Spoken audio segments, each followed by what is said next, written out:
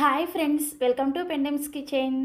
ఈరోజు వీడియోలో బెంగళూరులోని దుర్గక్క టిఫిన్ బండి మీద ఎంతో ఫేమస్ అయిన ఉప్మా దోశని, అదేవిధంగా ఈ దోశకి కాంబినేషన్గా వడ్డించే టేస్టీ చట్నీని ఎలా ప్రిపేర్ చేసుకోవచ్చో సీక్రెట్ రెసిపీని మీకు చూపించబోతున్నాను.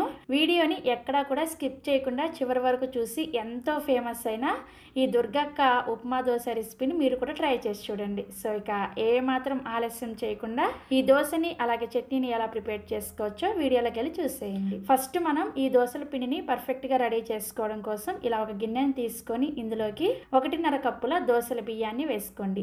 మీ దగ్గర దోశల బియ్యం అవైలబుల్గా లేకపోతే వీటి ప్లేస్లో రేషన్ బియ్యాన్ని కూడా వేసుకోవచ్చు. నెక్స్ట్ ఇందులోకి ఖచ్చితంగా 1.5 కప్పుల బాయిల్డ్ రైస్ని వేసుకోండి. వీటిని పొన్ని రైస్, పారాబాయిల్డ్ రైస్ అని అంటారనమాట. బాయిల్డ్ రైస్ వేసుకుంటేనే మీకు దోశ పర్ఫెక్ట్గా వస్తుంది. నెక్స్ట్ అలానే 1 కప్పు ఇడ్లీ బియ్యాన్ని వేసుకోండి. వీటిని ఉప్పుడు బియ్యం అని కూడా అంటారు. అలాగే అదే కప్పుతోటి 1 కప్పు మినపగుళ్ళని, 1 టేబుల్ స్పూన్ దాకా మెంతులు, 1/2 కప్పు పచ్చిశనగపప్పుని, 1/2 కప్పు లావుగా ఉండే అటుకులను వేసుకోండి. ఈ దోశల పిండిని రెడీ చేసుకోవడం కోసం ఖచ్చితంగా ఇలా లావుగా ఉండే అటుకులనే వేసుకోవాలి. పలచగా ఉండే అటుకులు వేసుకోకూడదు. వీటన్నింటినీ కూడా శుభ్రంగా 2-3 సార్లు కడిగేసి ఆ నీళ్ళన్నీ కూడా తీసేసి మళ్ళీ తిరిగి నీళ్ళని పోసుకొని ఒక 5 గంటల సేపు నానబెట్టుకోవాలి. సో 5 గంటల తర్వాత చూసారా, మనకి మినపప్పు, బియ్యం అన్నీ కూడా చక్కగా నానిపోయాయి. ఇప్పుడు వీటిని మిక్సీ జార్లోకి కొద్దిగా వేసుకుంటూ అవసరమైన నీళ్ళని ఒకేసారి కాకుండా కొంచెం కొంచెం వేసుకుంటూ పిండిని కొంచెం లైట్గా బరకగా ఉండే విధంగా గ్రైండ్ చేసుకోవాలి. అప్పుడే మీకు దోశ కొంచెం క్రిస్పీగా వస్తుంది అనమాట. చూసారా, ఇలా కొంచెం బరకగా గ్రైండ్ చేసేసుకొని ఈ పిండిని ఒక గిన్నెలోకి వేసేసుకొని ఇదే విధంగా మిగిలిన బియ్యం పప్పులను కూడా గ్రైండ్ చేసేసుకొని సేమ్ గిన్నెలోకి వేసుకొని మీ చేత్తోనే ఈ పిండిని ఒక 2 నిమిషాల పాటు బాగా కలుపుకోండి. ఇలా కలుపుకున్నారంటే పిండి చక్కగా పులుస్తుంది అనమాట. ఇలా కలిపిన తర్వాత మూత పెట్టేసి ఈ పిండిని ఖచ్చితంగా రూమ్ టెంపరేచర్లోనే ఒక 8 గంటల సేపు పులియబెట్టుకోవాలి. మీరు ముందు రోజు నైటే గ్రైండ్ చేసుకున్నారనుకోండి, చక్కగా ఉదయానికల్లా పిండి రెడీ అయిపోతుంది అనమాట. సో నేను కూడా ఇక్కడ ముందు రోజు నైట్ గ్రైండ్ చేసుకొని నెక్స్ట్ డే ఉదయాన్నే మీకు చూపిస్తున్నాను. చూసారా, పిండి చక్కగా పులిసింది. ఇప్పుడు ఈ పిండిని ఒకసారి కలుపుకొని ఇందులో నుంచి మీకు కావాల్సినంత పిండిని వేరొక గిన్నెలోకి తీసుకోండి. మిగిలిన పిండిని మూత పెట్టేసి ఇప్పుడు ఫ్రిడ్జ్లో పెట్టుకున్నారంటే చక్కగా మీరు ఈ పిండితో 3-4 రోజుల పాటు దోశలు వేసుకోవచ్చు. ఇలా కావాల్సినంత పిండి తీసుకున్న తర్వాత ఇందులోకి రుచికి సరిపడా ఉప్పుని, అదేవిధంగా దోశ మంచి రంగులో రావడం కోసం 1 టీ స్పూన్ దాకా చక్కెరని కూడా వేసుకొని అవసరమైన నీళ్ళని కొద్దిగా వేసుకుంటూ పిండిని ఇక్కడ నేను మీకు వీడియోలో చూపిస్తున్నాను. చూసారా, ఈ విధంగా దోశ వేసుకోవడానికి వీలుగా ఉండే విధంగా గరిట జారుగా కలుపుకోవాలి. సో మనకి దోశల పిండి రెడీ అయిపోయింది. నెక్స్ట్ ఇప్పుడు ఈ దోశ మీద వేసే ఉప్మాని ఎలా ప్రిపేర్ చేసుకోవాలో చూపిస్తాను. ఈ ఉప్మా అయితే చాలా సింపుల్గా చేసుకోవచ్చు. ఇది మనం రెగ్యులర్గా చేసుకునే ఉప్మా కాదు, దోశ మీద వేయడం కోసమే స్పెషల్గా చేస్తారనమాట. చాలా టేస్టీగా, చాలా సాఫ్ట్గా ఉంటుంది. ఈ ఉప్మాని ప్రిపేర్ చేసుకోవడం కోసం ఒక గిన్నెని పెట్టుకొని ఇందులోకి 2 టీ స్పూన్ల దాకా నూనెను వేసుకొని వేడి చేసుకోండి. నూనె వేడైన తర్వాత 1 టీ స్పూన్ దాకా పోపు దినుసులు వేసుకోండి. ఆవాలు, మినపగుళ్ళు, పచ్చిశనగపప్పు, అలాగే జీలకర్ర, ఈ 4 పోపు దినుసులు కలిపేసి వేసుకొని ఇవి కొంచెం వేగిన తర్వాత ఒక మీడియం సైజులో ఉండే ఉల్లిపాయని ఇలా ముక్కలుగా కట్ చేసుకొని వేసుకోండి. అలానే 2 పచ్చిమిర్చిని, 1 రెమ్మ కరివేపాకును కూడా వేసేసుకోండి. వీటన్నిటిని కూడా కలుపుకుంటూ ఉల్లిపాయ రెబ్బలు కొంచెం మెత్తబడేంత వరకు వేయించుకోవాలి. మరి ఈ ఉల్లిపాయలు అనేది రంగు మారిపోకూడదు అనమాట, కొంచెం మెత్తగా అయితే సరిపోతుంది.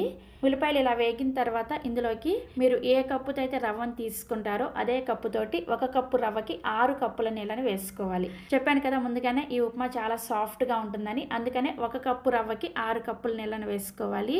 నీళ్ళని వేసుకున్న తర్వాత రుచికి సరిపడా ఉప్పుని, అదేవిధంగా 1/2 టీ స్పూన్ దాకా పసుపును కూడా వేసుకొని కలుపుకొని ఈ నీళ్ళని మూత పెట్టేసి హై ఫ్లేమ్లోనే బాగా మసలు కాగేంత వరకు మరిగించుకోవాలి. సో చూసారా, నీళ్లు ఒక 2-3 నిమిషాలకి ఇలా బాగా మసలు కాగుతూ ఉంటాయి. ఇప్పుడు మంటని లో ఫ్లేమ్లోకి పెట్టుకొని మీరు ఇందాక ఏ కప్పుతో అయితే నీళ్ళని కొలుచుకొని తీసుకున్నారో అదే కప్పుతోటి 1 కప్పు బొంబాయి రవ్వని కొద్దిగా వేసుకుంటూ ఒక చేత్తో వేసుకుంటూ ఇంకొక చేత్తో కలుపుకుంటూ ఉండండి. రవ్వని ఒకేసారి వేసేసారంటే ఉండలు కట్టినట్టుగా వస్తుంది అనమాట. అందుకని ఒక చేత్తో వేసుకుంటూ ఇంకో చేత్తో కలుపుకుంటూ ఉండాలి. ఈ విధంగా రవ్వ మొత్తాన్ని వేసుకున్న తర్వాత కలుపుకుంటూ ఒక 2-3 నిమిషాల పాటు మీడియం ఫ్లేమ్లో ఉడికించుకోండి. 2 నిమిషాల పాటు ఇలా కంటిన్యూగా కలుపుకుంటూ ఉడికించుకున్న తర్వాత మూత పెట్టేసి మరొక 3-4 నిమిషాల పాటు లో ఫ్లేమ్లో ఉడికించుకోండి. ఉప్మా మనకి జస్ట్ 5-6 నిమిషాల్లోనే రెడీ అయిపోతుంది అనమాట. సో చూసారా, ఒక 2 నిమిషాల తర్వాత మూత తీసి మీకు చూపిస్తున్నాను.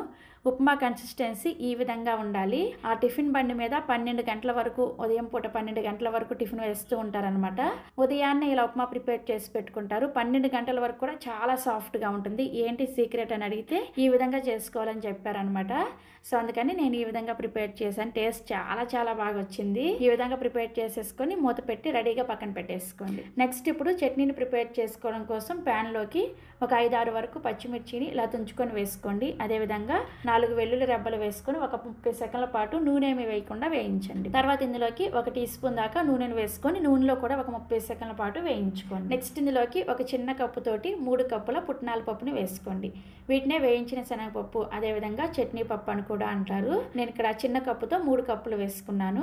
వీటిని జస్ట్ ఒక్కసారి అలా కలిపేసి వెంటనే స్టవ్ ఆఫ్ చేసేయండి. ఎక్కువసేపు వేయించకూడదు అనమాట. సో ఇవి ఒకసారి ఇలా కలిపేసి స్టవ్ ఆఫ్ చేసేసి ఈ మిశ్రమాన్ని పూర్తిగా చల్లారనివ్వండి. సో మనకి చట్నీ మిశ్రమం పూర్తిగా చల్లారిన తర్వాత మిక్సీ జార్లోకి వేసుకొని మీరు ఇందాక ఏ కప్పుతో అయితే పుట్నాల పప్పును వేసుకున్నారో అదే కప్పుతోటి 3 కప్పుల పుట్నాల పప్పుకి 1 కప్పు పచ్చి కొబ్బరి ముక్కలను వేసుకోండి. అలాగే 1 కప్పు వేయించి పొట్టు తీసేసిన పల్లీలను కూడా వేసుకొని రుచికి సరిపడా ఉప్పును కూడా వేసేసుకొని చాలా అంటే చాలా కొద్దిగా చింతపండుని వేసుకోండి. చింతపండుని మరీ ఎక్కువగా వేసుకోకూడదు, చాలా కొద్దిగా వేసుకోవాలి. ఇవన్నీ వేసుకొని చట్నీని ఫస్ట్ నీళ్ళేమీ వేసుకోకుండా కొంచెం పౌడర్ లాగా బరకగా గ్రైండ్ చేసుకోండి. చూసారా, ఇలా గ్రైండ్ చేసుకున్న తర్వాత ఇప్పుడు చట్నీని గ్రైండ్ చేసుకోవడానికి అవసరమైన నీళ్ళని కొద్దిగా వేసుకుంటూ చట్నీని కొంచెం లైట్గా బరకగా ఉండే విధంగా గ్రైండ్ చేసుకోవాలి. ఇలా గ్రైండ్ చేసుకున్న ఈ చట్నీని ఒక గిన్నెలోకి వేసుకొని ఇదే మిక్సీ జార్లో కొద్దిగా నీళ్ళని వేసుకొని ఈ నీళ్ళని కూడా ఈ చట్నీలో వేసేసుకొని కలుపుకోండి. సో చట్నీ కన్సిస్టెన్సీ ఈ విధంగా ఉంటుంది.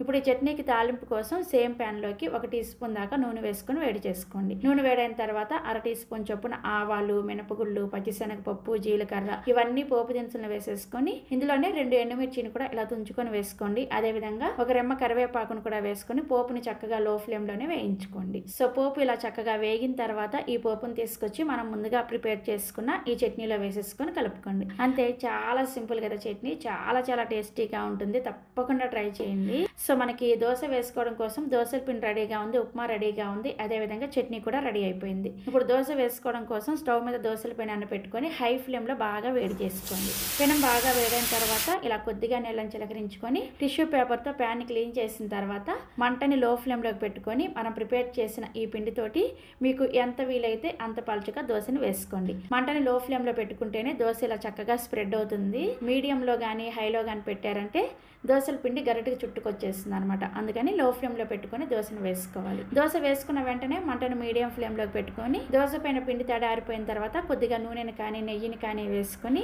దోశ చక్కగా ఒకవైపు ఎర్రగా కాలిన తర్వాత దీని మీద మనం ముందుగా ప్రిపేర్ చేసుకున్న ఈ ఉప్మాని ఈ విధంగా స్ప్రెడ్ చేసుకోండి. ఉప్మా చల్లారేసరికి ఇలా కొంచెం గట్టిగా అవుతుంది అనమాట, బట్ చాలా సాఫ్ట్ గా ఉంటుంది. ఉప్మా ఈ విధంగా దోశ అంతా కూడా స్ప్రెడ్ చేసుకున్న తర్వాత పైనుంచి ధనియాల కారాన్ని వేసుకోవాలి. ఈ టిఫిన్ సెంటర్ లో ఇదే ఫేమస్ అనమాట. ఉప్మా మీద ధనియాల కారం వేసి కొద్దిగా నెయ్యి కూడా వేసి సర్వ్ చేస్తారు. చాలా చాలా టేస్టీగా ఉంటుంది ఉప్మా దోశ. మీద ఇలా కొంచెం నెయ్యిని కూడా వేసేసుకొని ఈ దోశని ఈ విధంగా ఫోల్డ్ చేసేసుకోండి. దోశ చూసారా ఎంత పర్ఫెక్ట్ గా ఉందో, చూడగానే తినాలనిపిస్తుంది కదా. నిజంగా చాలా టేస్టీగా ఉంటుంది. తప్పకుండా మీరు కూడా ట్రై చేయండి.